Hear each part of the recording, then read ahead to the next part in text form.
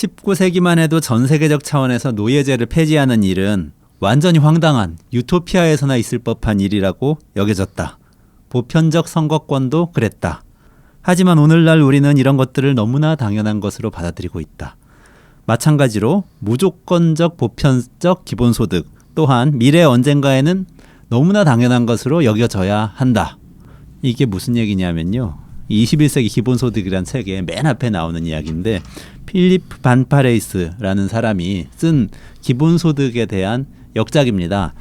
우리가 지금까지 이 동영상 시리즈에서 기본소득에 대해서 여러 차례 이야기를 나눴습니다. 처음에 청년수당, 청년기본소득 정책실험에 대해서도 얘기했고요. 지난 시간에는 이 한국인들이 기본소득에 대해서 어떻게 생각하는지 그 국민 서베이한 결과를 가지고 좀 이야기도 나눴는데요. 우리 연구 주제이기 때문에 이리저리 얘기를 해보다가 이렇게 할 게 아니라 처음부터 끝까지 체계적으로 한번 이야기를 정리해보자 하고 기본소득 시리즈를 오늘부터 시작을 하기로 했습니다. 그래서 이 전문가분들도 모시고요. 또 일부 정치인들도 모시고 또 기본소득과 직접 관련은 없지만 기본소득이 실현된다면 굉장히 중요한 영향을 받을 뭐 기업인들이라든지 활동가들도 모셔서 기본소득에 대해서 이야기를 나누는 시리즈를 뭐 여러 차례에 걸쳐서 뭐 6회, 7회, 뭐 어쩌면 8회 진행을 해보려고 합니다. 그리고 마지막에 이 이야기들을 다 종합해서 정리해보니까 기본소득이라는 것이 이런 얘기더라 하고 하나 정리하는 그런 이 영상 보고서를 하나 내보내려는 계획입니다. 그래서 오늘 첫 번째 시간인데 기본소득에 대해서 아주 명확하고 그리고 아주 통찰력 있게 정리를 해주실 분을 모셨습니다. 바로 이 21세기 기본소득이라는 책을 번역하신 분이기도 하고요.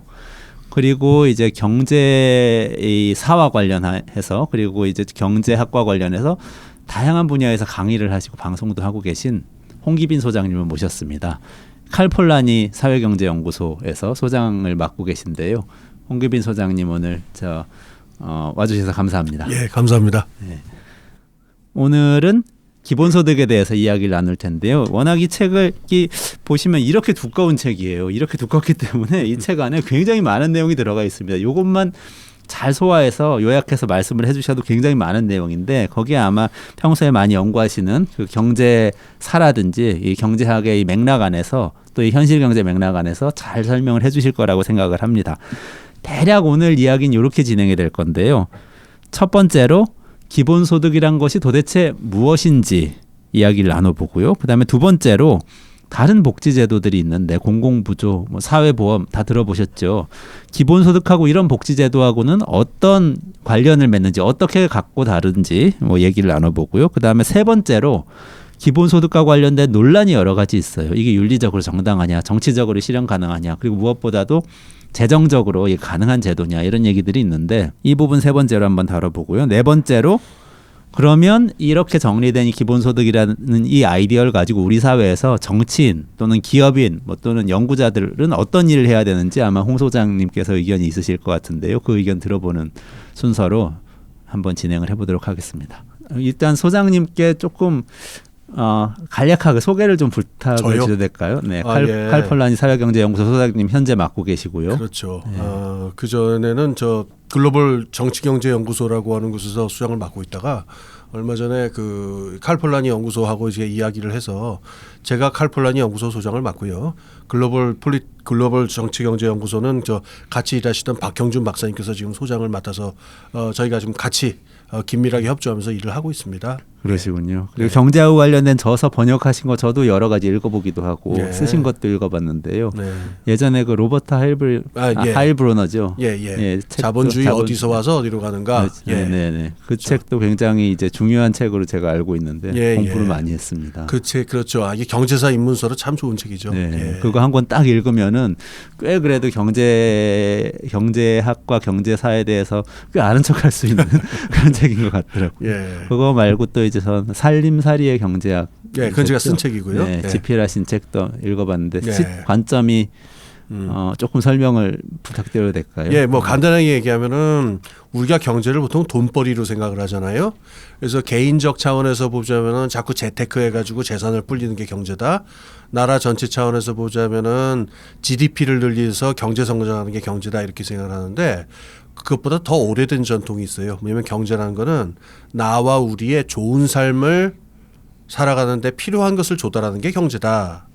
그래서 돈을 많이 버는 게 중요한 게 아니고 그 나와 우리의 좋은 삶이 무엇인지를 확인하고 그 좋은 삶을 이루기 위해서 꼭 필요한 것들을 조달하는 쪽으로 경제의 개념을 완전히 한번 다시 잡아보자. 이게 살림살이 경제의 뜻입니다. 아, 그렇군요. 네. 저하고 굉장히 이 생각이 비슷한 이 기반에서 책을 쓰셔서 제가 굉장히 공감 많이 하면서 아유, 읽었던 반갑습니다. 그런 기억이 있습니다. 네.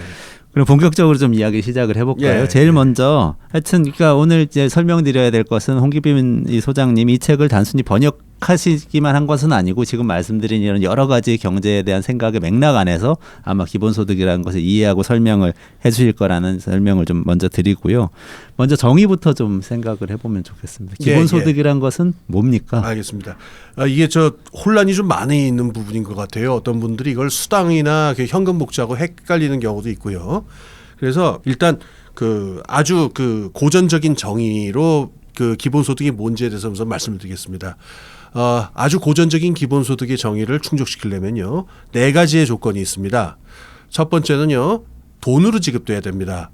그러니까 우리가 지금 지급되는 거 보면은 바우처라든가 뭐 푸드 스탬프라든가 현물 복지라고 하죠. 네네. 이런 것 아닙니다. 그래서 엄밀하게 말하자면 성남시에서 왜 그 지역화폐 상품권으로 네네. 줬었잖아요. 네. 그것도 사실은 엄밀하게 얘기하면은 안 됩니다. 그러니까 널리 통용될 수 있는 현금, 캐시로 지급한다라고 하는 게 첫 번째 조건입니다.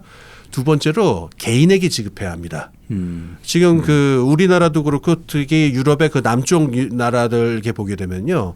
그 복지 수당이라든가 이 공공부조를 계산하고 지급하고 하는 전달 체계가 가족이나 여타 사회 집단으로 되어 있는 경우들이 있어요. 네네. 이러면 이게 가부장제랑 결합이 될 때도 있고 또 그래서 여성에게 아주 불리하게 될 때도 있고 어린이라든가 이런 여러 가지 문제들이 있죠. 예, 기본소득은 개인에게 지급합니다. 아, 그렇군요. 그래서 우리 아버지가 아무리 금수저라 하더라도 내가 가난하면 받습니다. 그리고 우리 아들이 금수저라 하더라도 아들이 나를 버려서 내가 지금 공공한 처지에 있다. 나이는 80이고 네. 그럼 받아야 됩니다. 이건희 회장 아들이나 딸도 받는다 뭐 이런 받아야죠. 이야기죠. 예, 네, 예, 네. 그렇죠. 그리고 관계에서 또 있습니다. 그다음에 2개가 더 있는데 아마 이 부분이 굉장히 논쟁이 많은 부분일 것 같아요. 첫 번째는 뭐냐면은 다 줍니다. 다 준다는 건 뭐냐? 지금 방금 그 이재용 씨 네네. 말씀하신 이건희 씨 아들 이재용 씨, 네네. 이재용 씨 많으시니까 이분한테도 줄 필요가 있느냐? 줍니다. 그러니까 소득이 많건 적건 동일한 액수를 주는 겁니다. 그러니까 굉장히 논란이 될 수가 있죠. 그게 그래서 무조건성입니까? 예, 무조건성이죠. 그러니까 보편성이라고 네, 얘기를 합니다. 보편성. 그러니까 그 보통 그 다른 복지들의 경우에 재산 조사란 걸 하죠. 민스 테스트라고. 그래서 자신이 그 가난하다라고 하는 걸 입증을 하기 위해서 막 제 서류 띄워오고 이래야 되는데 이건 일체 그런 과정이 없습니다. 그 다음에 하나가 더 있죠. 마지막 하나가 이 부분도 많이 그 논란이 되는 부분인데 이게 이제 무조건성의 부분이라고 할 수 있어요. 뭐냐면은 우리가 가령 실업수당을 받으면요. 구직 활동해야 되죠. 네, 네. 요즘은 아닌 것 같은데 몇 년 전까지만 해도 막 명함 받으러 다니고 막 네. 그랬었죠. 네, 네, 네. 그래서 구직 활동을 한다라는 조건이 있어야만 우리가 그걸 받았는데 기본소득은 그런 조건이 일체 없습니다. 아, 네. 그러니까 설령 이 사람이 나 구직 활동을 전혀 안 하고 나는 이제부터 남은 여생을 저 바다에서 이 서핑 보드와 함께 살겠다. 네. 하와이 셔츠 하나 입고 해도 줍니다. 아, 그리고 뿐만 아니라 이 사람이 수당을 받다가 취업을 하면 실업수당은 끊어지죠. 네. 그리고 기초생활수급자들도 소득이 어느 이상 되면 끊어지잖아요.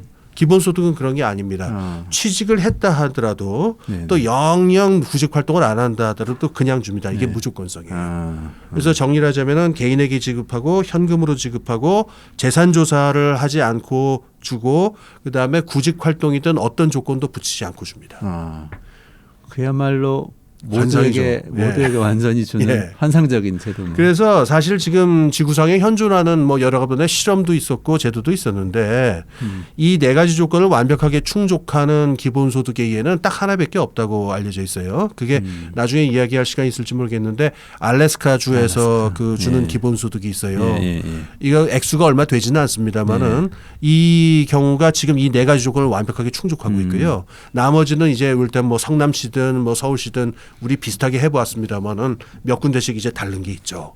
액수가 얼마 이상 돼야 된다든지 뭐 생활이 할 정도 돼야 된다든지 이런 조건은 여기는 없는 겁니까? 그 부분에 대해서는 이제 기본소득이라고 하는 것도 이걸 지지하는 세력이 굉장히 다양하거든요. 네, 네. 그래서 우파에서 좌파까지 다 있고 이거를 들으시면 좀 놀라실 분들 계시겠지만은 그 이른바 그 신자유주의 경제 사상의 가장 중요한 두 사람이라 하면은 이제 프리드리 하이에크라는 사람하고 그다음 밀턴 프리드만이라는 사람 얘기하잖아요. 네, 네, 네. 이 두 사람 다 아주 열렬한 기본소득 지지자였습니다. 네. 그런데 이 사람들 특히 밀턴 프리드만은 이걸 기본소득이라고 안 부르고 마이너스 소득세다. 그러니까 네거티브 인컴 텍스다라고 해서 좀 다른 이름으로 붙이긴 했는데 그다음에 좌파 쪽에 가게 되면은 이제 그 아우토노미아라고 해가지고 이탈리아에 이제 아주 급진적인 분들이 있어요. 이분들이 얘기하는 버전도 있었고 굉장히 다양해요. 그래서 액수 쪽으로 얘기를 하자면은 말할 것 없이 이제 우파 쪽에서 보수적인 분들이 얘기하는 기본소득은 적은 액수를 주고 나머지 일체의 복지를 다 철폐하자라고 하는 입장입니다. 그러니까 이게 아까 제가 마이너스 소득세라고 말씀드렸는데 이건 뭐 세율을 어떻게 따르냐에 해서 액수가 변할 수 있습니다만은 한 달에 한 개인당 한 100만 원이 안 되는 정도 액수랄까요? 네. 그러니까 적은 액수죠. 네, 네. 그걸 갖고 생활하기 빡빡한 그런 액수인데 그걸 보장하는 대신 일체의 다른 복지를 없앤다.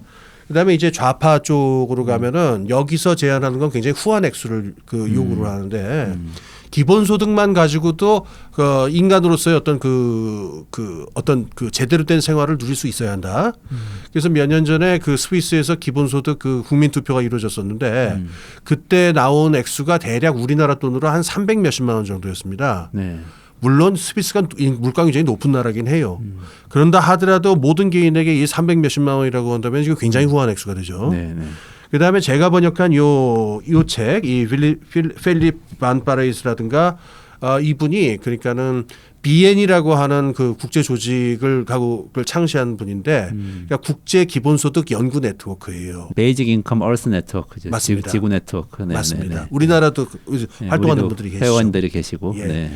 예, 그러니까 이쪽의 입장인 것 같은데 제가 보기엔 그 양쪽의 중간쯤 되는 입장입니다. 이분들이 얘기하는 액수는 이 책에 나온 액수는 그 나라 1인당 GDP의 한 4분의 1 정도. 우리나라 돈으로 하면은요. 제가 작년에 보니까 한 개인당 한 달에 한 57만 원? 그 정도 액수가 돼요. 여기 액수의 의미가 뭔지를 좀 음미해 볼 필요가 있는데 이게 그러니까는 풍족한 생활 이것만으로 살기는 굉장히 힘들죠. 그야말로 무슨 뭐 그 생존계의 무슨 그 서바이벌 고수다 이 정도는 모르겠는데 그렇죠. 57만 원 가지고서 혼자 살기도 굉장히 빠듯하니까 이 돈만 가지고 살 수는 없습니다. 그러니까 어떤 생각이 밑에 깔려 있냐면은 생활임금에는 미쳐서는 안 된다라는 거예요. 그러니까 이 돈만 가지고 나머지 일생을 살겠다는 생각을 하지 못하도록 생활임금은 미치지는 않는데 또 반대로 어떠냐면 이 57만 원이 이 하룻밤 치맥하고 치워버릴 돈은 아니죠. 그렇죠. 그 정도로 네, 적은 네. 돈은 아니죠. 네.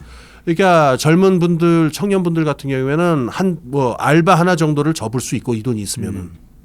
그러니까 일정한 정도의 시간이라든가 여가라든가 또 뭘 배운다든가 하는 자기 생활의 어를 바꿀 수 있는 어떤 여지가 생기죠. 그러니까 삶에 이 책의 표현을 빌자면은 충분한 생활비는 되지 않지만 삶에 실질적인 변화를 줄 수 있는 실질적인 임팩을 줄 수 있는 액수다 이렇게 설명을 하고 그리고 있어요. 이게 개인한테 가는 거니까 57만 원이지만 부부가 같이 산다면 그렇죠. 또 그러면 이제 100만 원 넘죠. 넘는 거고 그렇죠. 만약에 아이가 있으면 또 늘어나죠. 또 늘어나고 예, 그렇죠. 이렇게 조금 우리가 생각하는 것보다는 조금 클 수도 있겠네요. 그렇죠, 네. 그렇죠. 그리고 예. 뭐 아버님, 어머님 또 혹시 부양하는 분이 계시다면 네. 부모님들도 이제 노인들도 다 네, 그렇죠. 포함되는 거니까 어떻게 보면 큰 이제 이 관계 전체를 보면은 전체적으로 조금 풍요로워지는 예, 예. 이런 효과가 있겠네요. 그렇죠. 그러면 판파레이스는 지금 아까 말씀하셨던 뭐 좌파 우파 구분도 있고 NIT하고 뭐 인간다운 삶을 충족하는 정도까지 줘야 된다는 것도 이제 구분을 해주시고 했는데 판파레이스는 어느 정도 위치에 제가 봤을 적에는 그러니까 뭐 이게 제가 뭐 가령 뭐 감히 이분의 뭐 저거를 적어하기 힘든데 제 편의상으로는 그 중간 정도에 있는 분으로 제가 분류를 하는데요. 근데 이게 그 단순히 어떤 그 왼쪽 오른쪽을 절충한다 이런 그러니까 뭐 회색이다 이런 의미의 중도가 아니고요. 지금 말씀드린 그 세 세력이 그 기본소득을 제시하고 정당화시키는 철학이나 사상적 배경이 다 달라요. 네. 이를테면 우파들, 하이에크라든가 프리드만 같은 사람들은 시장 경제의 자율성을 살려야 되기 때문에 그 마이너스 소득세를 줘야 된다 이런 얘기를 하는 거고 네. 좌파는 뭐 말할 것도 없죠. 자본으로부터 자유로워져야 된다는 건데 제가 보기에는 이 필립 반파레이스나 이 사람들의 그 논리는 상당히 다른 논리입니다. 뭐냐면은 이 책에 나와 있는 한 구절로 요약할 수 있는데 그 모든 개인에게 실질적 자유를 Real Freedom for All 이렇게 써 있는데 시장 경제에서 개인들이 구직 활동을 해야 되고 노동을 해야 되고 등등 하는 그 필요성을 부인하는 것도 아니에요. 네. 그리고 또 하나 우파들처럼 이 기본소득만 주고 나머지 복지를 다 없애자 이런 건 절대 반대입니다. 네. 사회적인 공공 서비스라든가 어떤 그 공공 부조라든가 이 복지 인프라는 좀 이따 말씀드리겠지만 기본소득과는 다른 목적과 의미에서 반드시 있어야 하는 것이고 네, 네. 기본소득이 존재하는 이유는 복지를 대체하기 위한 게 아니고 모든 개인들에게 더 많은 자유를 허용하기 위해서다라는 거예요. 우리가 좀 이따 뭐 말씀드릴 기회가 있을지 모르겠는데 지금 4차 산업혁명이다 뭐 이래가지고 노동시장이라든가 산업관계가 굉장히 많이 바뀌지 않았습니까? 네. 이 상황에서 옛날에는 그냥 일정한 나이가 되면은 뭐 고등학교 졸업해서 공장에 들어간다든가 대학 졸업해서 그냥 화이트 칼라가 된다든가 그러니까 어떤 삶의 어떤 주기라든가 경로가 그렇게 다양하지도 않았고 그냥 시스템이 시키는 대로 하면서 살 수가 있었는데 오늘날은 직업도 너무 다양하고 너무너무 노동시장의 상태도 분절화되어 있고 파편화되어 있는 데다가 개개인의 상황이란 건 다 너무 다르니까 이 상황에서는 개인들에게 이 감당하기 힘들도록 복잡하게 된 산업사회에서 개개인들이 적응하고 뛰어들어서 능동적으로 살아갈 수 있도록 만들기 위한 여지를 만들어주지 않으면은 그 개인이 실질적 자유를 누릴 수 없다는 거예요. 그럼 그걸 만들어주는 방법은 뭐냐? 간단합니다. 책에 나온 표현으로 모두가 딛고 설 수 있는 든든한 경제적 발판, 즉 기본소득을 주자는 거죠. 그래서 제가 제 말로 정리를 하자면은 이분들이 생각하는 기본소득은요. 산업사회에서 모든 개개인들이 더 힘을 가지고 능동적으로 삶을 열 수 있도록 도와주는 일종의 활동자금이라고 저는 봐요. 활동자금, 활동비 네. 같은 개념인 거예요. 그렇죠. 그럼 이게 아까 지금 실질적 자유라고 말씀드렸는데 이 판파레이스가 얘기하는 실질적 자유하고 그 예를 들면 이탈리아 자율주의자라든지 네. 이런 좌파 기본소득주의자들이 얘기하는 자본으로부터의 자유하고는 개념이 다른 겁니까? 좀 비슷한 겁니까? 제가 봤을 때는 다른 차이가 있습니다. 그러니까는 그 아우토노미아라든가 이런 분들 같은 경우에는 자본과 산업사회를 그 접근하는 방식이 다른데 제가 이게 거칠게 그냥 그 정리를 해서 말씀을 드리자면은 현대 자본주의 사회는 일단 인지 자본주의라고 지금 다른 단계, 지식 자본주의라는 다른 단계에 들어왔다고 보고 여기서의 가치는 노동 가치에 의해서 생산되는 게 아니라 지식이나 무형적인 가치에서 생산되는데 지식이나 이런 것들은 이 다중 그러니까 멀티튜드 인간 집단 전체가 삶을 영위하는 데서 저절로 생겨나게 돼 있는 것이다. 따라서 세상에 놀고 있는 사람은 아무도 없다는 거예요. 심지어 사람들이 뭔가를 가령 어떤 아이돌 그룹을 좋아하고 어떤 패션의 옷을 좋아하는 자기 욕망을 표현하는 것 있잖아요. 네네. 그것 자체도 다 생산에 기여하는 활동이 되기 때문에 이 산업사회가 만들어 놓은 어떤 잉여생 생산물 사회적 생산 전체는 모든 사회 성원들이 공평하게 나누어 가질 일정한 몫이 있다. 즉 자본주의의 성격 변화를 먼저 이야기하고 거기서 인간이 더 이상 노동이 아니고 가치 창출의 실질적 주체다라고 하는 거를 내걸면서 그래서 기본소득을 얘기하니까 상당히 줘야 되는 액수도 후해질 수밖에 없죠. 예컨대 뭐 SNS 사용하고 어쩌면 뭐 숨쉬거나 걸어다니는 것도 다 이렇게 가치를 창출하는 거기 때문에 사회가 다 보상해줘야 된다. 그게 기본소득 이렇게 얘기하는 것인 반면에 어쨌든 간에 판파레이스가 이 책에서 얘기하고 제안하고 있는 기본소득은 사람들의 이제 실질적으로 활동하는 데 있어서의 약간의 실질적 발판을 자유. 그렇죠. 실질적 자유니까 약간의 발판을 제공한다. 뭐 이런 최소한의 발판을 제공한다. 그렇죠. 밀턴 프리드만이나 또는 뭐 더 이제 자유지상주의자들이 얘기하는 자유하고 이 실질적 자유는 또 어떻게 다릅니까? 이 아까 말씀드린 대로 이 프리드만 같은 사람들이 그다음에 하이에크나 프리드만이나 왜 이 마이너스 소득세 그러니까 이거를 지지하냐면은 국가가 개입을 해서 여러 가지 복지 정책을 하게 되면은 자원의 배분에 왜곡이 일어난다고 봐요. 그러니까 이분들의 관점에서 보자면은 모든 인적 물적 자원의 배분을 가장 완벽하게 정리할 수 있는 거는 시장 메커니즘인데 국가가 재분배를 하는 메커니즘은 시장 메커니즘이 아니잖아요. 그러니까 뭐 그렇죠. 어떤 정치적인 논리라든가 뭐 기타 등등의 논리로 자원이 배분이 되게 왜곡된다는 거예요. 그러니까 이 사람들은 어떻게 하면은 국가가 그렇다고 이 사람들이 저걸 부인하는 건 아니에요. 사람들을 굶겨 죽일 수는 없다라고 하는 건 네네. 있으니까. 네. 그럼 사람들을 기초적으로 아주 굶어 죽지 않도록 부양을 해야 되는 국가의 의무가 이 사람들이 우선적으로 선호하는 건 그래서 자선이에요. 자선. 사람들이 네. 자발적으로 하는 게 제일 네네. 좋은데 자선이 제대로 안 된다는 것도 인정을 하니까 프리드먼 같은 경우에 그래서 국가가 끼어들어서 사람들을 먹여 살려주는 건 좋은데 그 방식이 시장의 자원 배분을 왜곡하지 않는 방식으로 이루어져야 된다라는 거예요. 그 방법 첩경은 뭐냐면은 이 플랫 텍스 그러니까는 정률세라고 하죠. 그러니까 네네네. 세율을 누진적으로도 역진적으로도 하지 말고 동일한 세율을 때려가지고 시장에서의 메커니즘이 그대로 투명하게 드러날 수 있는 방향으로 해야 된다. 네네.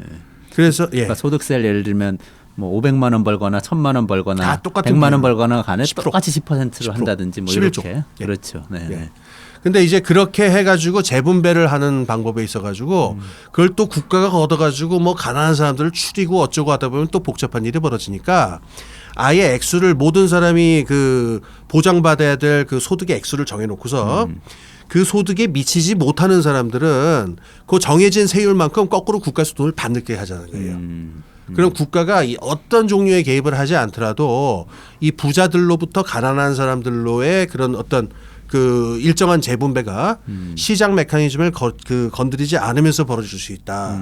이게 이 사람들의 사상적 맥락입니다. 그럼 판파레이스는 그런 국가의 기본소득 말고 다른 재분배 기능은 네. 여기선 그대로 인정을 또 별도로 하는 거죠. 겁니까? 하는 겁니다. 그게 아마 그래서 그 두 번째로 말씀하실 부분하고 아마 섞여서 얘기를 좀 해야 될 것 같은데 미리 짧게 말씀드리자면 제가 볼 때는 이렇습니다. 반파레이스나 이 책에서 제기하는 기본소득의 필요성은 이 두 입장하고 좀 다르고요. 기존에 우리가 그 특히 서구에서 발전시켰던 복지국가라고 하는 시스템으로는 현재의 산업사회의 변화라는 도전에 제대로 대응할 수 없다. 그래서 그 모든 개인에게 실질적 자유를 보장한다라는 우리의 이상을 실현하기 위해서는 지금까지 존재했던 복지 시스템과 제도들과 다른 종류의 것을 새로이 장착해야 한다라고 하는 이야기로 이어지는 거예요. 그렇군요. 예.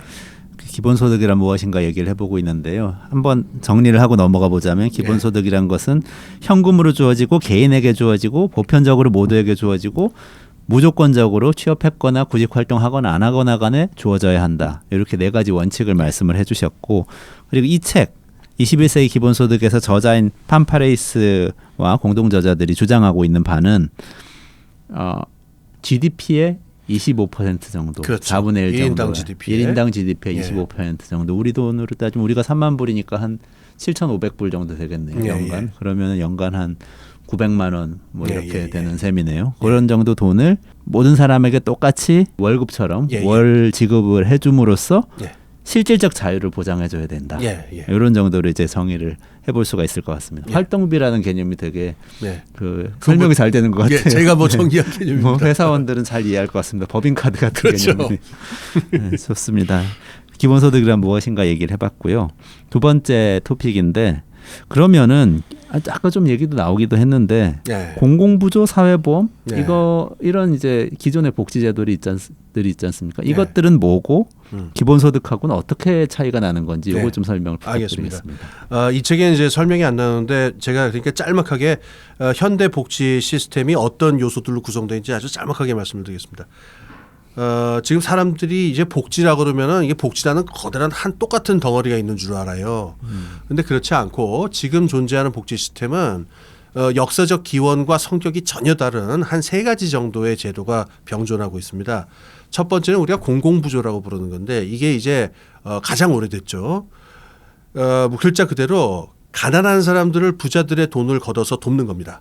대부분 사람들이 복지하면 이걸 생각을 하는데요. 이거는 원래 역사적 기원이 그 유럽의 경우에는 교회에서 하던 자선 활동이었었어요.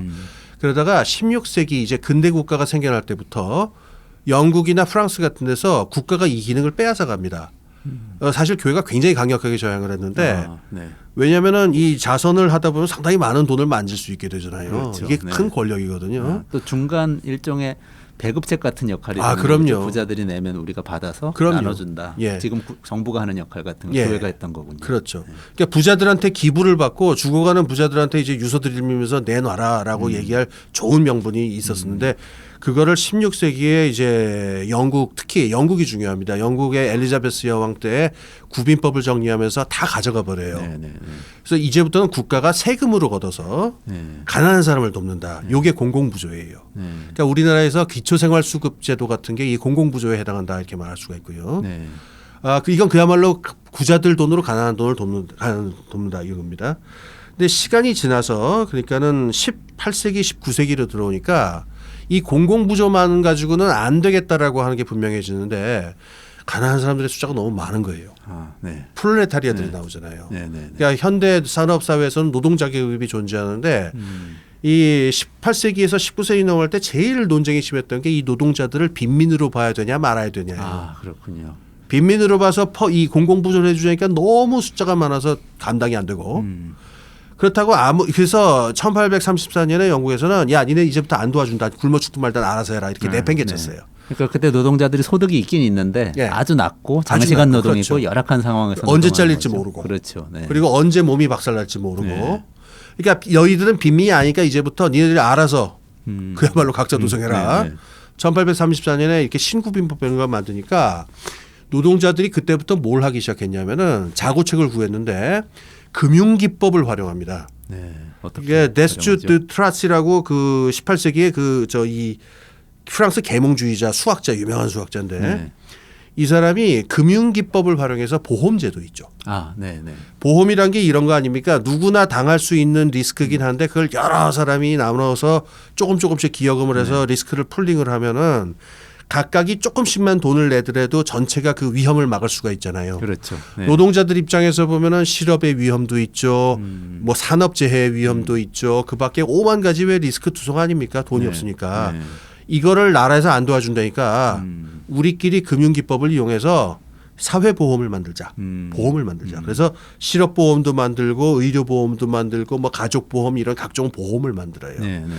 이게 나중에 그 20세기가 되면은 그 국가에서 다 가져갑니다. 이거를. 아, 네, 네. 안 가져가는 경우도 있어요. 이를테면 벨기에 겐트라든가 스웨덴 같은 경우에는 지금도 노조가 실업수당을 관리합니다. 아, 네, 네. 근데 다른 경우에 국가가 이걸 다 가져가서 국민 차원에서 이 보험을 만드는데 이건 기본적으로 금융활동이에요. 네, 네. 그래서 사람들이 부자들이 가난한 사람을 돕고 뭐 그런 기능이 아주 없는 건 아닙니다만은 기본적으로 다 자기가 기여금을 내서 그 돈을 축적했다가 나중에 받는다는 것으로 보기 때문에 네, 네. 모두 다 이걸 권리의 개념으로 받아들이지 누가 누구를 돕다 이건 아닙니다. 그러니까 우리로 따지면 국민연금 같은 경우도 그렇죠. 그런 개념인 건강보험도 거죠. 건강보험도 그렇고. 그렇죠. 네. 그렇죠. 그러니까 자기 돈을 내고 돈을 자기가 내야 될 기여금을 내고 받는다. 그럼 이건 다 사회보험에 해당해요. 그렇죠. 예. 네, 네. 그래서 요게 두 번째가 근데 있습니다. 보험이기 때문에 그럼 예를 들면은 건강보험은 아플 수도 있고 안 아플 수도 있는데 내는 거는 소득이 있을 때 그럼요. 내다가 예. 많이 아파서 아픈 사람은 많이 받게 되는 거죠 결과적으로. 그렇죠, 그렇죠. 적게 아픈 사람은 뭐 예. 덜 받게 되는 건데 결과적으로는 누구나 많이 아플 수도 있으니까 그렇죠. 미리 내놓는 그런 그렇죠. 성격인 거죠. 국민연금도 뭐 오래 사시는 분들은 더 받을 수 있는데 그렇죠. 그것도 뭐 고령화의 위험이라고 볼 수도 있으니까 예. 그걸 같이 풀링하는 그렇죠. 그런 개념이죠. 그다음에 이제 세 번째가 있는데 요게 이제 사람들이 잘 오해를 많이 하는 부분이에요. 사회수당 및 서비스, 사회 서비스라고 하는 부분인데요. 네. 이제 이건 20세기 상황입니다. 아까 말한 대로 16세기에서 18세기 사이에 국가의 공공부조가 자리를 잡고 19세기하고 20세기 사이에 이제 사회보험이 자리를 잡는데 이 두 개만 가지고는 안 되는 문제들이 나오는데 공공부조는 가난한 사람들이 받죠. 그리고 사회보험은 어떠냐면은 기여금을 낼 수 있는 사람만 받을 수 있어요. 직업이 없어서 소득이 없다 그러면 여기서 배제되잖아요. 아예 낸 적이 없으면 그렇죠. 못 받는다는 그렇죠. 거죠. 네. 국민연금 못 고용보험도 받는 거죠. 뭐. 실업급여도 아예 취업한 적이 없으면 못 받는 못 거죠. 받는 거죠. 네, 그렇죠. 그렇죠. 뭐 건강보험도 마찬가지로 그렇죠. 되는 거고. 근데 이 자본주의 사회에서의 노동시장의 구조로 봤을 적에 구조적으로 노동시장에 참여해서 소득을 만들 수 없는 사람 종류의 사람도 있어요. 네. 이를테면 노인들이라든가. 네. 그다음에 뭐 청년들 아직 미취업 상태거나 불안전 상태인 청년들도 그렇고 가정주부들도 그렇고 이렇게 노동시장의 기능 부전 때문에 이게 빈 곳들이 생긴단 말입니다. 네. 이 사람들을 돕기 위해서 생겨난 게 베너핏 사회수당이에요. 네. 이건 현금으로 지급되는 적이 많습니다. 현금으로 지급되거나 아니면은 서비스, 현물 서비스로 지급되는데 요거는 20세기에 이제 복지국가가 완성되는 과정에서 이 들어오게 돼요. 네. 그런데 기본소득은 이 세 가지 어느 것도 아닙니다. 아, 그렇군요. 예. 그러니까 지금 말씀드렸듯이 그 원리가 다 다르죠. 네. 하나는 부자들이 가난한 사람을 돕는다. 하나는 우리가 내서 우리가 받는다. 개 같은 거 생각하시면 네네. 되고. 세 번째는 뭐냐면은 국가 전체의 사회 시스템 관점에서 이 빈 곳, 네, 네. 사각지대라든가 빈 곳을 메꾼다라고 하는 시스템 관리 차원인데 기본소득은 전혀 다른 그 철학적 기원을 가지고 있어요. 이제 그게 뭐냐면은 공유 재산을 n분의 1로 나눈다라는 개념이에요. 공유 재산. 예. 예를 들면 공유 재산 어떤 걸 얘기하는 거예요? 가장 대표적인 건 토지죠. 토지. 예. 아, 토지는 사유재산이라고 지금 많이들 생각하실 것 같은데 이 아주 영상 그 보시는 부분 아주 재미있는 네. 부분입니다. 네, 네, 네. 이 기본소득을 역사적으로 제일 처음에 제시한 사람이 그 토마스 페인이라고 하는 사람이에요. 이 사람은 이 혁명의 아버지라고도 할 수 있는데 미국 혁명에서도 선수로 뛰고 프랑스 혁명에서도 선수로 뛰었던 뭐 열혈 민주주의 투사인데 그렇군요. 예. 네. 이 사람이 봤을 적에 이 평등과 민주주의를 가로막는 가장 큰 위협 중에 하나는 대토지 소유자들이 그 돈 없는 사람들을 복속시키는 거란 말입니다. 네, 네. 그러니까 이 대토지 소유자들을 어떻게 할 것이냐를 걸 얘기를 하다가 기본소득을 얘기를 한 겁니다.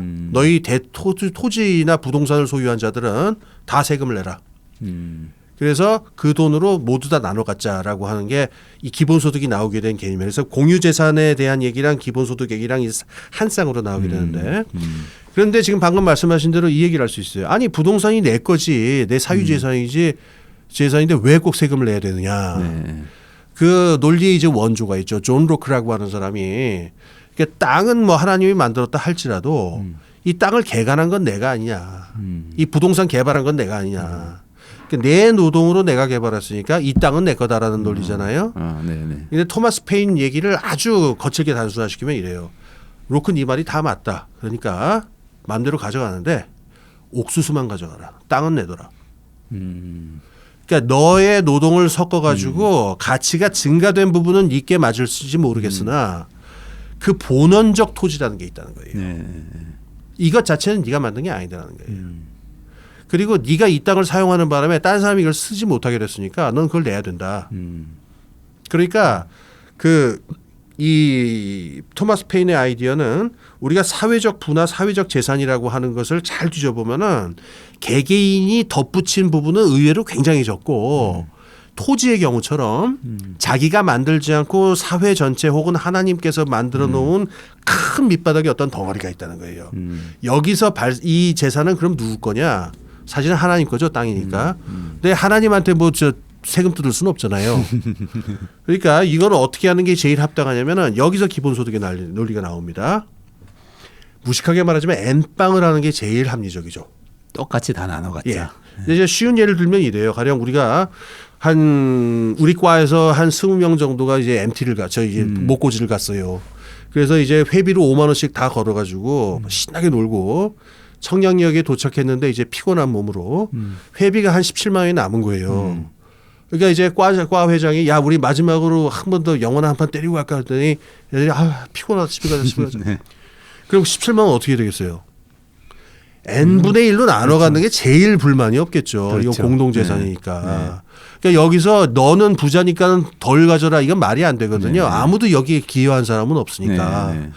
이렇게 그 개인의 기여를 따질 수 없는 공유 재산의 것들은 n분의 1로 가져나가는 게 제일 합당한 계산이다라는 게 이 논리예요. 아, 그렇군요.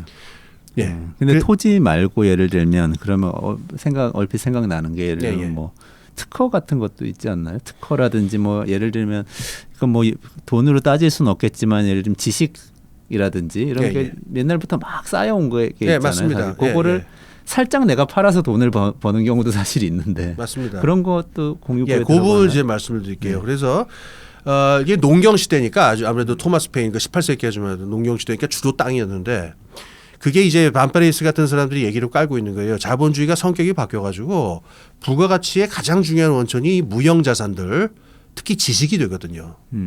그러면 이 지식이라고 하는 거는 개인이 만들어낸 거냐? 도저히 그렇게 말할 수가 없습니다. 그렇죠. 이 책에 나오는데 그 노벨 경제학상을 옛날에 받았던 사람이 허버트 사이먼이라는 사람이 있는데 이 사람이 이 기본소득과 공유재산의 논리를 굉장히 강하게 제시를 하는데 79년에 냈었던 논문에서 어떻게 얘기를 하냐면은 오늘날 창출되고 있는 각종 가치들을 봤을 때 제품들의 가치를 봤을 적에 그 개별 회사나 그 생산 당사자가 창조한 부분은 아무리 많이 잡아도 30%를 넘지 못한다. 대략적으로 봤을 때 한 70%에서 80% 정도는 아주 까마득한 옛날부터 인류 전체가 그 물려받은 지식이라든가 여러 유형 무형의 것들 있잖아요. 네네. 여기에서 가치가 나오고 있다. 네. 그래서 이거를 몽땅 사유재산으로 가져간다는 건 말도 안 되는 얘기고 이 사용하는 이분에서 응분의 대가를 내야 된다라고 하는 게 그 사람이 얘기했어요. 네. 제가 쉬운 예를 하나 들어볼게요. 이건 제 개인적인 견해입니다만은 몇 년 전에 왜 그 핸드폰 그 한글 입력 방식으로 천지인 입력 방식 네, 가지고 그 개발자 본인하고 아마 삼성전자였을 거예요. 네, 네. 막 이렇게 분쟁이 붙은 적이 있었죠. 네. 여기서 잠깐 재밌는 생각을 해볼 필요가 있는데 그때 만약에 그 600년 한 500년쯤 전에 그 이도라는 분이 계셨는데 조선에 네. 세종이라고 많이 알려져 있죠. 네. 역사 기록에 의하면은 이 천지인이라는 모음 조화 방식은 그 사람이 만든 게 확실해요. 아, 네. 그러면 세종 그렇죠. 이때 이도 선생의 그 후에 한 분이 나타나서 무슨 헛소리들이냐.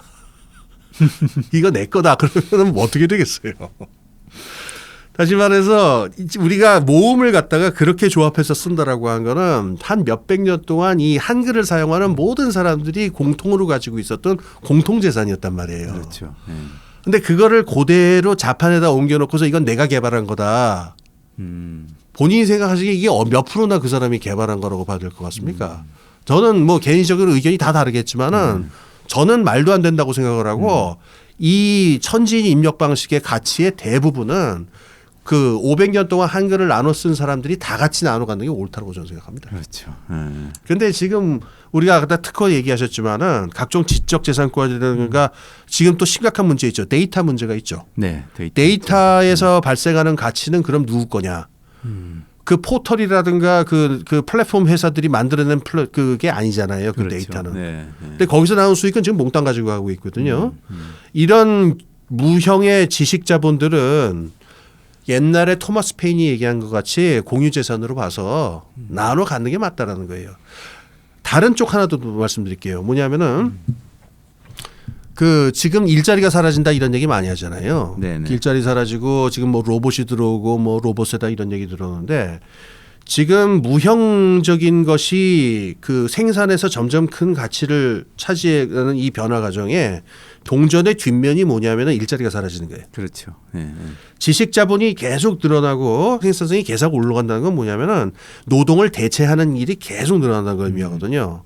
그럼 이 무형적인 지식 자본에서 발생한 수익의 상당 부분은 어디로 가야 되냐면은 그렇게 해서 떨려난 일자리에서 떨려난 사람들 있죠. 네네. 이 사람들이 다시 산업 사회에 새롭게 적응할 수 있도록 활동 자금으로 가는 게 올바르다는 겁니다. 그렇죠. 논리가 이렇게 연결돼 있습니다. 그러네요. 예. 그래서 그 예를 들면 네이버 같은 경우로 돌아가서 생각해 보면 네이버에서 실시간 급상승 검색어 뭐 이런 거 나오잖아요. 옆에 그게 막 1위, 2위 어쨌든 확 뜰 때 있잖아요. 그럴 때 본의 아니게 그거를 사람들이 많이 검색하니까 거기 뜨는 건데 뜨니까 또 그걸 많이 클릭한단 말이죠. 그렇죠. 사람들이. 예. 근데 그게 클릭이 되면 예를 들면 뉴스 서비스 뉴스를 언론사가 뉴스를 네이버에 제공하는데 예. 그 뉴스 사이트가에서 제공하는 기사가 실검에 딱 뜨면은 네. 거기 사람들이 많이 클릭해서 그 기사에 많이 들어오니까 네. 광고 수익이 올라가요. 그렇죠. 그러니까 어떤 일이 생기냐면 언론사들이 실검을 딱 보고 있다가 네. 거기 뭐가 뜨면 그 기사를 막 쓰는 거예요. 그러니까 실시간 검색어에 뭐 예를 들면 홍기빈 소장 딱 뜨면은 홍기빈 소장 뭐 랩2050에 나타났다. 네. 홍기빈 소장 뭐 어디 가서 밥 먹었다. 이런 얘기를 막 써요. 예. 그걸 생각해 보면은 그 광고 수익이라는 게 발생하는데 예. 그걸 만든 건 사실 네티즌들이잖아요. 그렇죠. 검색을 많이 하니까 나온 건데 그렇죠. 결국은 이거는 네티즌들이 일을 해서 예. 검색이란 일을 해서 창출된 건데 네. 광고 수익은 딴 데로 가지 맞습니다. 않습니까? 맞습니다. 이런 흐름을 말씀하시니까 그렇죠. 그렇게 생긴 거는 예. 그냥 나눠주는 게 낫다. 그렇죠. 개념적으로 생각하면. 이걸 갖다가 그 광고 회사라든가 언론사가 몽땅 그 수익을 가져간다. 이거는 분명히 앞뒤가 안 맞는 얘기죠. 그렇죠. 예. 예. 그걸 사회 전체로 넓혀서 생각하면 예. 기본소득이 되는 거죠. 예. 아, 그래서 기본소득 이 사람들이 얘기하는 기본소득 개념은 이 현재 4차 산업혁명에서 이야기되는 이 무형적인 지식자본의 팽창 있죠. 네네. 이거를 공유재산으로 만들어야 된다는 얘기하고 이렇게 그 표리를 이루고 있어요. 그렇군요. 그러면 무형의 재산을 공유 재산으로 이제 보고 그것을 분배하는 그런 일종의 머릿수로 나누는 거죠. 예, 그 분배를 어차피 해야 되는데 네. 지금은 정의롭지 못하게 분배되고 있는 셈이죠. 네, 그게 뭐 네. 기업이라든지 네. 뭐 주주들한테 가겠죠. 근데 네. 그거 대신에 나눠야 되는데 나누는 방법으로 그냥 N분의 간단하게 1. n분의 예. 1로 기본소득으로 나누자. 그 부분을 이제 말씀드릴게요. 그래서 제가 아까 뭐라 말씀드리냐면은 이분들이 이걸 얘기하는 이유는 기존의 복지국가의 한계대다라는 말씀을 제가 드렸잖아요. 네네네. 그 20세기 중반 후반에 그 완성된 기존의 복지국가 모델이라는 게 2차 산업혁명하고 이렇게 표리를 이루고 있어요. 네. 그러니까 큰 공장들을 두고서 이게 이른바 그러니까 대자본 대노동의 그냥 그 대량 생산 대량 소비 이렇게 굴러가던 그 사회를 관리하던 게 아까 말한 공공부조 사회보험 사회서비스로 구조된 그 구조인데 지금 벌어지고 있는 4차 산업혁명에서 벌어지고 있는 그 산업의 변화라고 하는 거는 그 세 개의 시스템으로 도저히 커버할 수 없는 새로운 종류의 리스크를 낳거든요. 이게 뭐냐 방금 말씀드린 대로 AI나 로봇에 의한 대량 실업이라든가 직업이 너무 다양화돼 가지고서 쉽게 잘리고 언제 어떻게 다른 직업으로 연결될지 모르니까 노동시장이 무지하게 불안정해졌다든가 네. 이런 것들은 기존에 있는 그 세 가지 구조로는 안 돼요. 그러니까 역사적으로 토마스 페인부터 내려왔었던 그리고 19세기 20세기에는 사회배당금이라는 이름으로 많이 불렸어요. N분의 1로 나눠주니까. 네네네. 그거를 네 번째 축으로 박아넣자라고 하는 아이디어죠. 그런 아이디어군요. 예. 판파레이스도 그런 방식으로 이제 그렇죠. 설명하는 거죠. 그렇기 때문에 이거는 새로운 산업사회에 복지국가가 새로이 적응해 나가는 과정, 진화 과정으로 봐야 되고 앞에 있는 것들을 그런다고 해서 없애는 거는 성립할 수 없는 얘기죠. 그렇군요. 네. 근데 그렇다고 하더라도 제도적으로 보면은 예를 들면 기본소득이 뭐 하여튼 GDP의 25%면 빈곤선을 어떻게 정하느냐에 따라서 달라지겠지만 나라에 따라서 1인당 GDP의 25% 소득 정도 얻으면 빈곤선이 아니라고 보는 나라가 예를 들어서 있다면 네. 그럼 자연스럽게 대체하는 효과가 생기지 않나요? 예를 들면 판파레이스의 개념 안에서도 예. 기존의 어떤 뭐 기초생활 뭐 수급 예. 저 급여 같은 그런 예. 급여가 있었는데 GDP의 25% 이하 되는 분들에게 제공되는 그런 급여가 있었다면 예. 예를 들면 이게 없어지고 없어집니다. 기본소득이 되겠죠. 예, 그 바로 그 부분인데 기본소득에서 이제 많은 사람들이 오해하는 게 얼마씩 준다 그러면 보통 그 액수를 계산할 때 그걸 머릿수로 곱해갖고 네네. 가령 1,000만 명에게 50만 원씩 준다 그러면 50만 곱하기 1,000만 해가지고 그 재원을 어디서 마련하느냐 이렇게 얘기하는데 그건 조금 잘못된 계산이에요. 왜냐하면은 지금 이분들 얘기하는 대로 이 기본소득이 들어오면은요. 특히 이 수당 있죠. 네네. 사회 수당 부분, 베너핏 부분이 이제 현금 지급이 많으니까 보편적 성격을 띠는 수당들은 대부분 없어져요.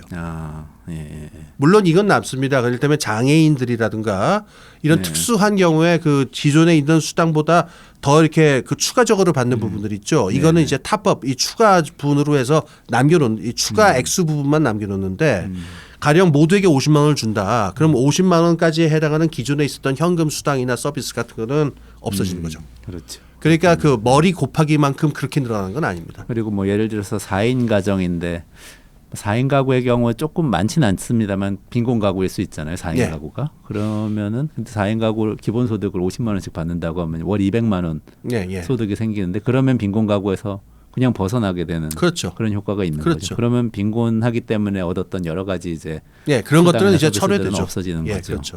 그런 면에서는 기존의 복지하고 좀 이렇게 중첩되는 부분들은 그렇죠. 있네요. 그렇죠. 네. 그렇지만 예.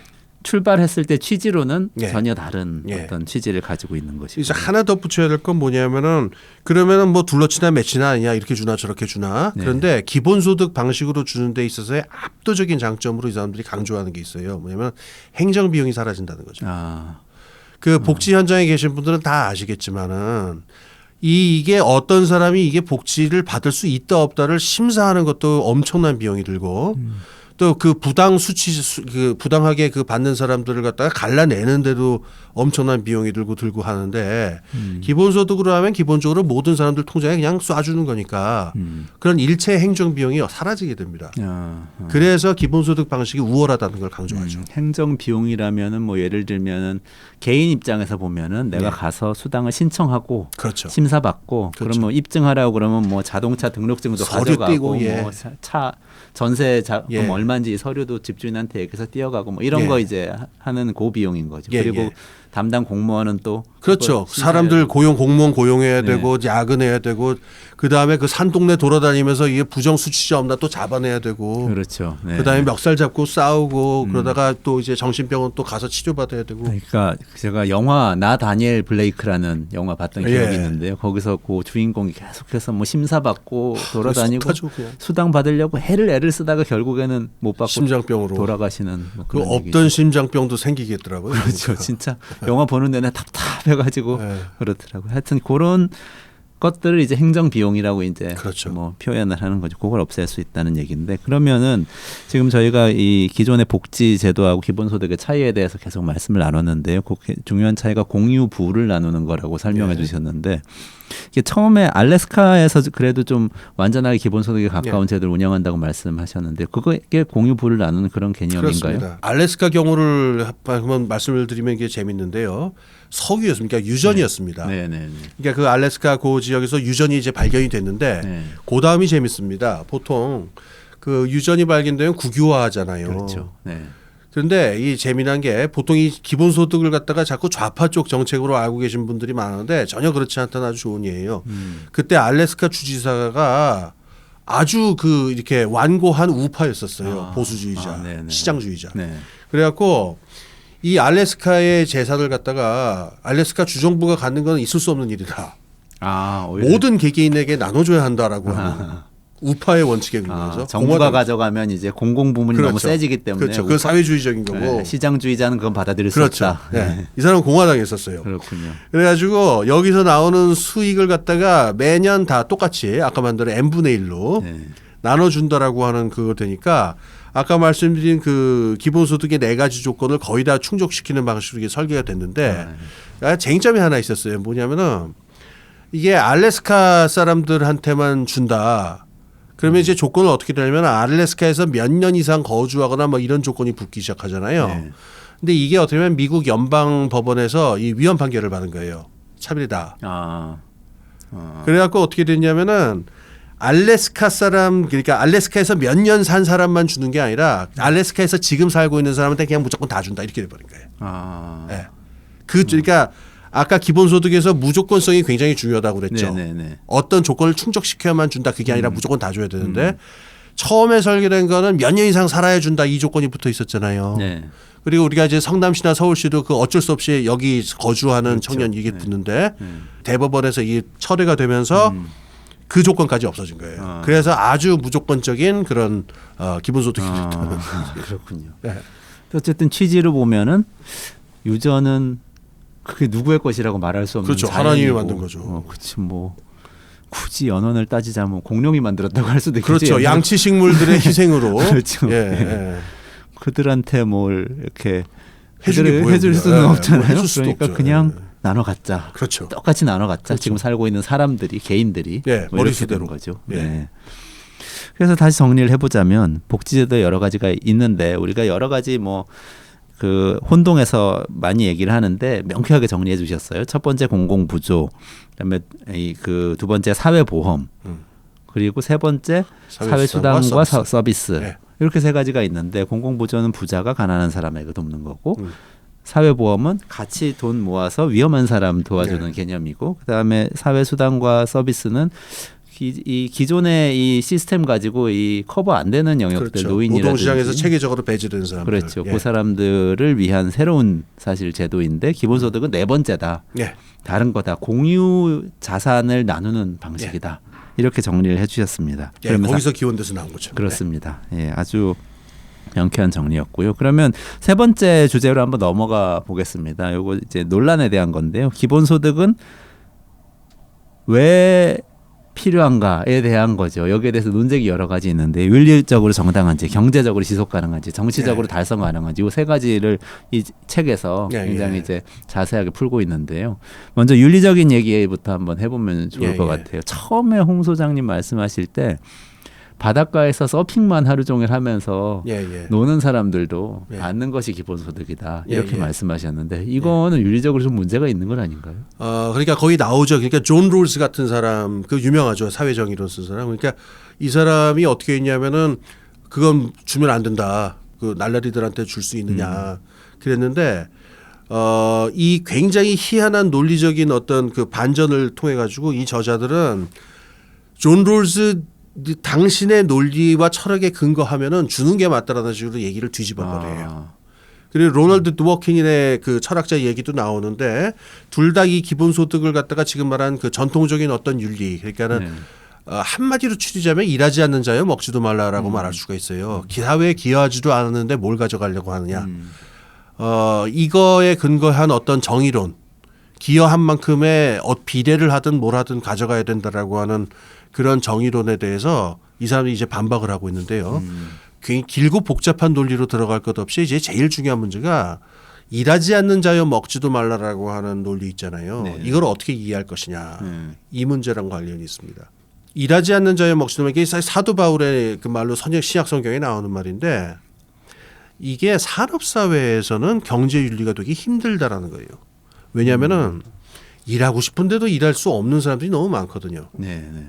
이게 전통 시대엔 그러지 않았습니다. 농경 시대에는 땅에 가서 그냥 자기가 국갱이로 땅을 파면 되는 거고 개간하면 되는 거고 정 안 되면 산에 가서 무슨 뭐 화전이라도 불이라도 질러서 화전이라도 갈아 먹으면 되는데 이 산업 사회에서는 어떠냐면은 일을 하고 싶다고 일을 할 수 있는 게 아니에요. 그렇죠. 고용이 되어야 되는 거죠. 누가 뭐 써줘야 될 거 아니에요. 그러니까 이 상황에서 일하지 않는 자여 먹지도 말라라는 윤리가 통하느냐 그렇지는 않다는 거예요. 그래서 이게 뭐랑도 통하느냐 하면은 우리가 불로소득이라고 자꾸 욕을 하는데 기본소득에 대해서 우리가 그 부동산을 하거나 주식 투자, 금융 투자를 해서 그 소득을 가져가는 사람들에 대해서 우리가 불로소득이라고 말하지 않거든요. 그들의 권리의 소유권에서 비롯되는 것이기 때문에 정당한 거다라고 얘기를 해요. 아무도 그 사람들한테 노동을 해야 가져간다라는 윤리를 들이대지 않으면서 왜 사람들에게는 유독 그 산업사회의 사람들인데 일을 하고 싶어도 일을 할 수가 없는 조건이 돼 있는 사람들한테 왜 그 윤리를 적용하려고 하느냐. 그게 제일 밑바닥에 깔려 있는 개념입니다. 그래서 산업사회에서는 전통사회의 경제윤리나 노동윤리를 그대로 가져올 수 없다. 라고 하는 거고 대신에 그러면은 노동윤리 대신에 무슨 윤리가 들어가야 되냐면은 그 부분에서 이제 이 사람이 강조하는 그 모두에게 실질적 자유를 보장한다라는 윤리 있죠. 그게 정의론의 기초가 돼야 된다는 거예요. 그래서 로널드 드워킨의 경우도 그렇고 존 롤스의 경우도 그렇고 이 사람이 보기에는 그 두 사람이 얘기하는 논리적인 핵심, 합리적 핵심은 옛날식 뭐 일하지 않는 자여 먹지도 말라 일한 만큼 가져간다 눈에는 눈 이런 정의가 아니라 모두에게 실질적 자유를 일정 정도 보장한다. 모든 개인에게. 이게 자유주의의 본 정신에 더 입각하는 정의론이라고 하는 거예요.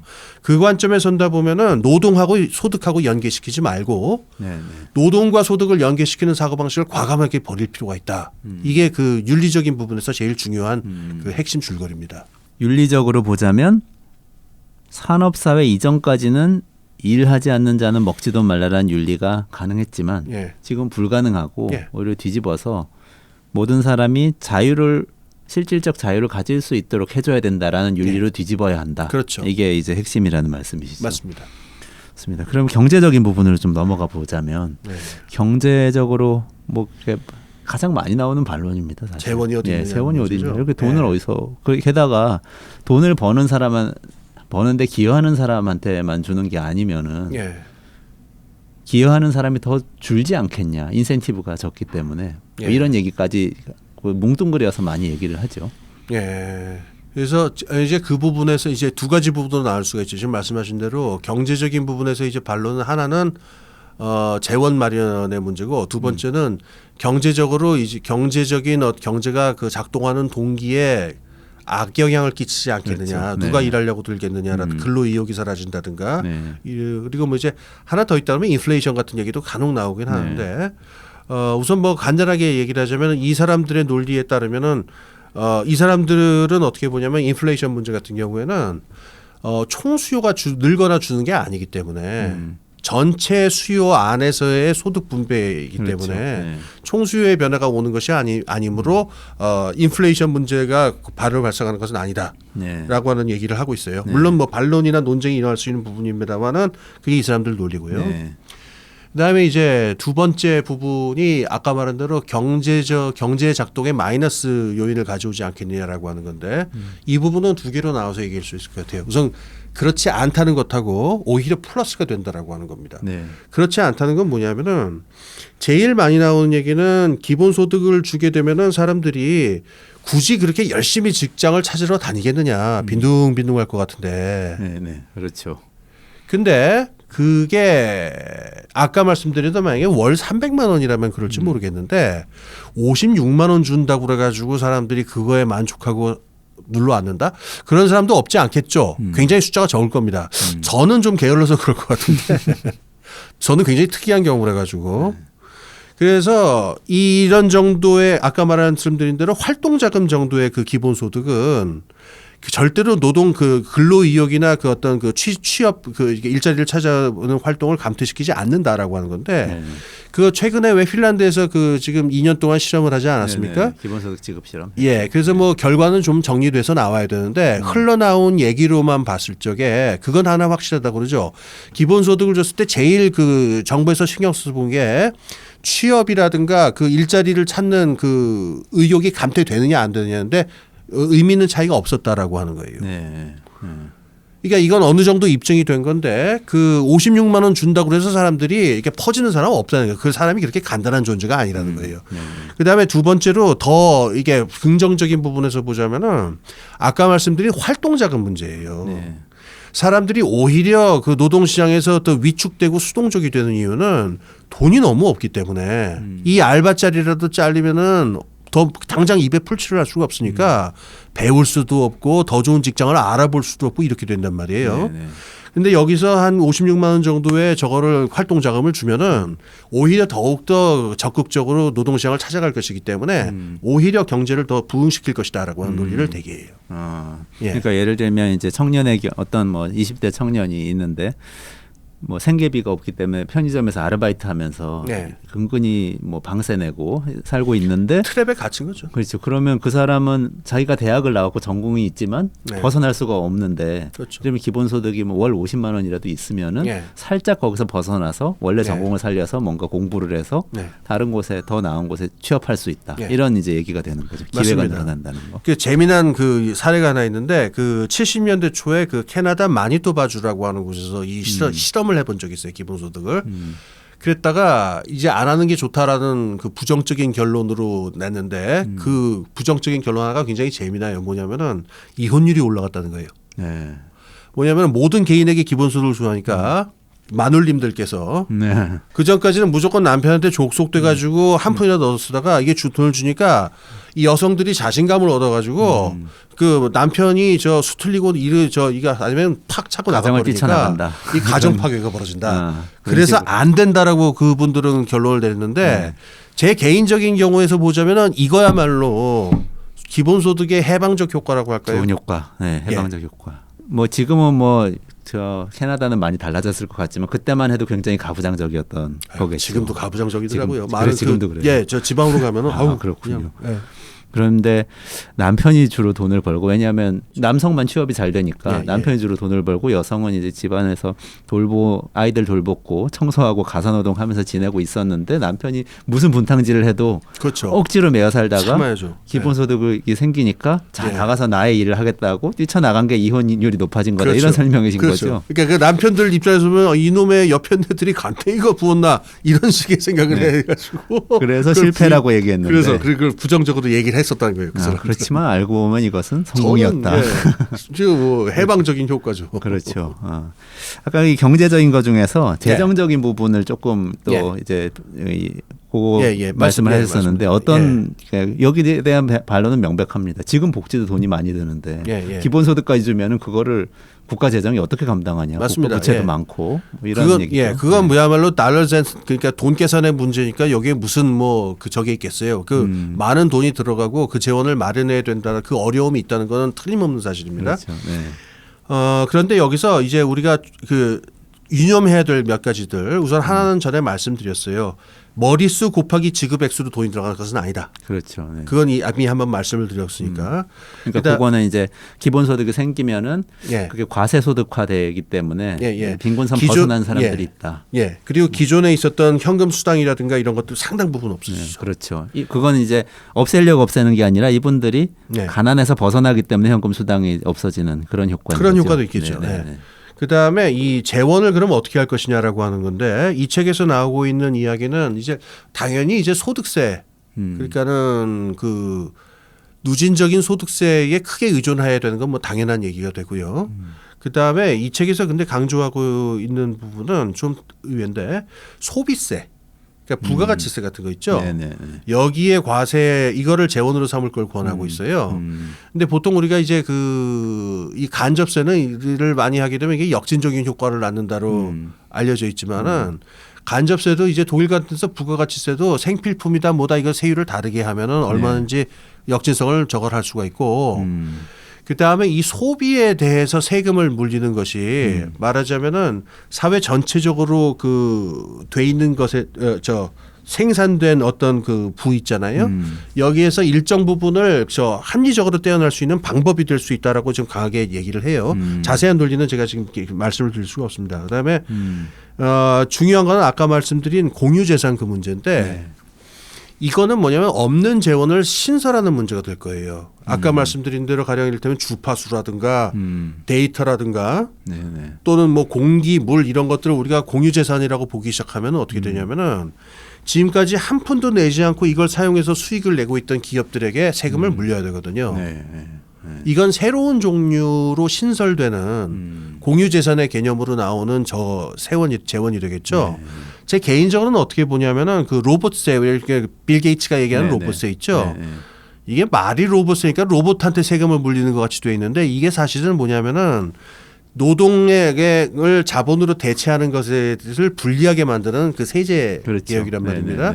그래서 이 부분들에서 어떻게 이것도 보면은 사회 전체적으로 조성되어 있는 노동의 가치를 보호하자라고 하는 의도가 들어가 있는 거니까 크게 보자면 비슷한 식의 그 세제 개혁이라고 볼 수 있어요. 그러니까 세제 개혁을 통해서 공유 자산에 해당하는 신설 세목들을 늘리고 이걸 가지고 조금씩 넘어가는 게 좋습니다. 그 다음에 이제 중요한 문제가 있는데 이게 아마 제일 중요한 점일 겁니다. 이 사람들은 절대로 그 한 번에 혁명적으로 기본소득이 이루어져야 된다라고 생각하지 않습니다. 이거는 굉장히 많은 시행착오가 벌어지고 굉장히 많은 어떤 그 실질적인 문제들이 있기 때문에 이 사람들 표현을 빌자면은 뒷문으로 슬쩍 들어와야 된다라고 그래요. 사람들이 이게 기본소득인지 뭔지 모르는 사이에서 하는 사이에 그냥 들어오는 식으로.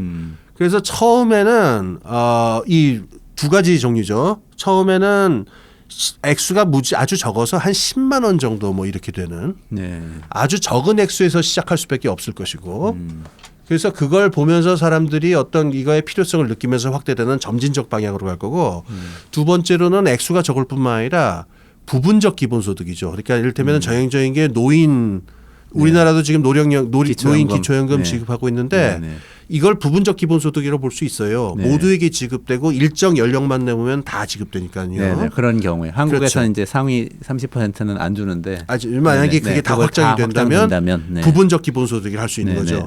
이렇게 되면 뭐냐면은 아까 우리가 얘기할 때 사회수당 얘기했잖아요. 세 번째로. 근데 이제 북유럽 복지국가 모델 같은 데서는 수당을 굉장히 보편적 복지의 방법으로 주기 때문에 이렇게 되면 보편적 복지의 수당하고 부분적 기본소득은 경계선이 굉장히 모호해집니다. 그게 제가 보기에는 서울이나 성남시나 이런 데서 시행하는 그 청년 수당 같은 거를 기본 소득이라고 부를 수 있는 어느 정도의 정당성이에요. 그렇군요. 네네. 그래서 이렇게 해서 적은 액수로 그다음에 지금 시행되고 있는 사회 수당 같은 것들을 조금씩 확대하고 보편성을 강화하는 방향으로 네. 이렇게 연결을 시켜 나가서 점진적으로 가자는 건데 네. 그렇게 보자면 제가 봤을 적에는 기존에 우리나라에서 왜 보편적 복지국가 운동이 네. 있었잖아요. 네. 네. 이 선을 그을 이유가 없습니다. 네. 보편적 복지의 확장의 연장 속에서 이 기본소득의 도입이 점진적으로 이루어질 것이다. 그렇죠. 저는 네, 그렇게 네. 봐요. 그러니까 보편적 복지 주장을 할 때 보편적 복지 국가에서 뭐 다른 영역도 많이 있지만 수당도 많이 얘기했던 거죠. 그렇죠. 기초연금을 많이 올리는 것부터 그렇죠. 시작해서 예, 뭐 예. 청년 수당 얘기는 뭐 이미 많이 또 예, 나오게 되고 이 수당의 아동수당도 보편성을 있고. 강화하자는 거거든요. 그렇죠. 그러면 예. 그게 점점 넓어지다 보면 지금 빠져 있는 거는 일종의 노동자 계층이 이제 예, 빠져 예. 있게 되는데 노동자 계층까지 들어오면 보편적 기본소득이 된다. 그렇죠. 이런 하나씩 늘어나다 이런 보면 뭐 얘기인 거죠. 아동소득, 청년소득, 그다음에 뭐 노인소득 이렇게 하다 보면은 네. 언젠가는 기본소득이 날이 올 수도 있겠죠. 사실 그 비슷한 아이디어가 또 조금 있어요. 왜냐하면 이 노동자들 연말정산 하시다 보면은 예, 그 연말정산 할 때 근로자 공제를 받잖아요. 그렇죠. 노동자이기 때문에 공제를 해주는 게 있거든요. 근데 그거를 지금은 세금 내는 거에서 돌려주는 방식으로 정산해 주는데 예. 그게 아니고 이거는 그냥 근로자이기 때문에 그냥 준다. 마이너스 되면은 돌려준다 실제 네, 돈으로. 네, 네. 이렇게 되면은 세 환급 근로수당이 되는 거죠. 말하자면 그렇죠. 청년수당처럼 근로수당. 이렇게 되면 이제 또 다 완성되는 것 같고 EITC 같은 제도도 있지 않습니까? 그렇죠. 그게 이제 저소득 가구 근로자들에게는 예. 그냥 돈을 좀 더 얹어주는 거예요. 수당이 되는 거죠. 월급에 더 얹어주는 정부의 예. 수당이니까 그런 말씀이시네요. 그리고 네. 판파레이스는 어쨌든 점진적인. 현실에서는 다 예. 여러 가지 길을 통해서 조금씩 만들어가자. 그래서 이런 얘기. 스리슬쩍 뒷문으로 끌어들이자 이런 얘기를 하고 있어요. 그러니까 막스나 레닌은 아니네요. 아, 전혀 앵겔스는 아니네요. 전혀. 그 마지막 부분인데 논란에서 정치적으로 그럼에도 불구하고 달성 불가능하다고 얘기하는 분들이 제일 많이 얘기하는 게 네. 이걸 지지하는 세력이 없다 이런 얘기를 많이 하거든요. 이런 부분에 대해서 좀 설명을 하고 있나요? 어떻습니까? 이 자세히 설명을 하고 있어요. 그러니까는 그 정당이라든가 노조라든가 여성 그 운동하는 진영이라든가 어떤 환경 운동하는 진영들을 세세히 뒤지면서 각각의 그 어떤 집단들이 기본소득에 대한 그 반응이나 태도가 어떤가 그거를 굉장히 세세하게 얘기하고 있어가지고 도움이 될 겁니다. 근데 제가 근데 그거를 지금 뭐 나열을 할 수는 없고요. 하도 네. 복잡하니까. 네네네. 그게 장기적으로 어떤 전망을 가질 것이냐라고 하는 건데 이런 경향은 틀림없어요. 뭐냐면은 이게 뭐 절대로 뭐 우열을 얘기하는 건 아닌데 전통적인 산업 부분에 토대를 두고 있는 사회 세력들은 대부분 부정적이고 비판적이고 환경 생태 문제라든가 네. 여성 해방 문제라든가 그다음에 우리가 왜 프리캐리아트라고 그러죠. 아주 불안정한 지금 플랫폼 노동자라든가 네네네. 완전히 새로 생겨나고 있는 지금 새로운 형태의 노동자들이라든가 그러니까 최근에 혹은 미래에 생겨날 종류의 어떤 산업 부분이나 사회 부분에 있는 사람들은 대부분 찬성해요.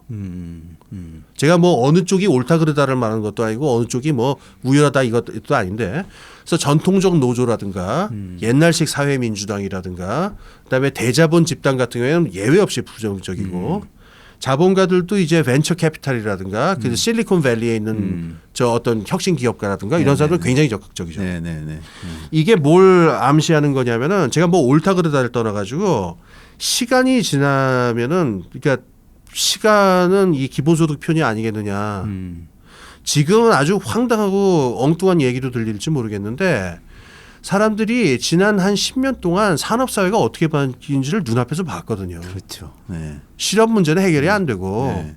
전통적인 복지도 커버할 수 있는 게 굉장히 뻔한 한계가 있고 네. 그러니까 이 기본소득 얘기가 시간이 지나면서 이상하게 계속 이게 커지고 있잖아요.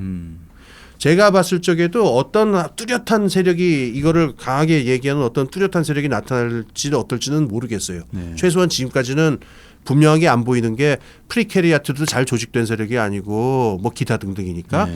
그런데 시간이 지나면은 이게 하나의 거스를 수 없는 대세가 될 수도 있지 않겠느냐. 네. 산업사회 변화 때문에. 네. 그렇군요. 그래서 정치적으로는 그런 새로운 그러니까 산업 사회의 변화에서 예. 일종의 첨단 새롭게 부분에 나타난, 있는 부분에서 뜨겁게 이야기하는 거기서 이야기할 가능성이 높다. 예. 이렇게 정리가 됐네요. 그래서 기본소득과 관련된 논란을 좀 정리를 해봤는데요. 윤리적으로는 일하지 않는 자여 먹지도 말라라는 이 노동윤리, 근로윤리가 전통적인 노동윤리가 이제는 바뀔 수밖에 없다. 그렇죠. 산업이 바뀌기 때문에 요거 한 가지 하고 경제적으로는 지금 이제 공공한 처지에 있는 사람들이 오히려 새로운 고용을 찾아 나서게 만드는 기반이 될 수도 있다. 이게 실질적 자유이기 때문에. 그리고 재정적으로는 뭐 소득세라든지 소비세라든지 뭐 기타 공유부에 대한 세제 개혁으로 점진적으로 길을 찾을 수 있고 생각보다는 돈이 덜 든다 말씀하셨어요. 그리고 마지막으로 정치적으로는 산업사회 첨단에 있는 사람들이 지지할 가능성이 상당히 있다. 시간은 기본소득 편이다 이런 말씀이신 것 같아요. 그렇군요. 여기까지 좀 정리를 해봤고요. 마지막으로 이제 좀 우리 기본소득제라는 게 어떻게 보면 한국 사회에서는 정치적 이슈도 되고 학계에서도 좀 뜨거운 이슈이기도 했었죠. 최근에도 뭐 조금 그렇기도 하고 그런데 지금 우리 사회에서 정치인이라도 좋고 기업인도 좋고 학계도 좋은데 국민들 개인도 좋고 기본소득하고 관련해서 뭐를 지금 하는 게 좋을까 또는 뭐 지금 좀 생각해봐야 되는 질문이 있을까 이런 이게 마지막 우리 질문입니다. 예, 알겠습니다. 이건 조금 포괄적이고 큰 질문이니까는 저도 조금 약간 그 환상적인 방식으로 좀 말씀드릴까 하는데 저는 이게 기본소득을 어떻게 보냐면 이 책 제가 뭐 역자 후기에도 썼습니다만은 미래에서 날아온 도자기 조각이라고 봐요 저는. 이게 어떤 거냐면은 고고학자들이 가령 기원전 뭐 2000년경에 나온 도자기 조각을 발견을 하면은 그걸 가지고 오만 상상을 다해서 이 사회가 어떤 사회였을지를 상상하죠. 그렇죠. 네.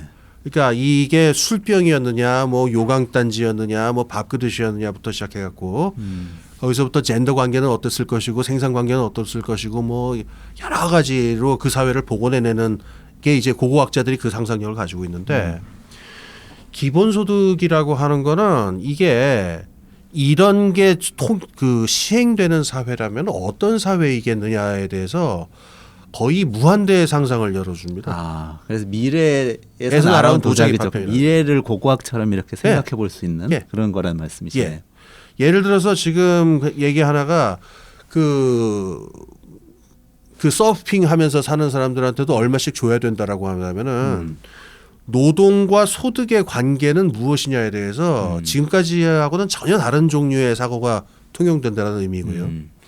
그다음에 모든 사람에게 이 기본소득이 주어진다라면은 개인과 사회와 국가의 기본적인 약속과 의무 권리 관계에 있어서 지금까지 우리가 알고는 것하고 전혀 다른 종류의 약속이 통용된다는 뜻이고요. 그다음에 인간이 왜 일을 해야 되는가? 일하고 여가의 차이는 뭐고 여가와 일은 어떻게 구별되고 어떻게 결합되는가에 대해서 지금은 아주 칼같이 나누잖아요. 그렇죠. 여가하고 일을.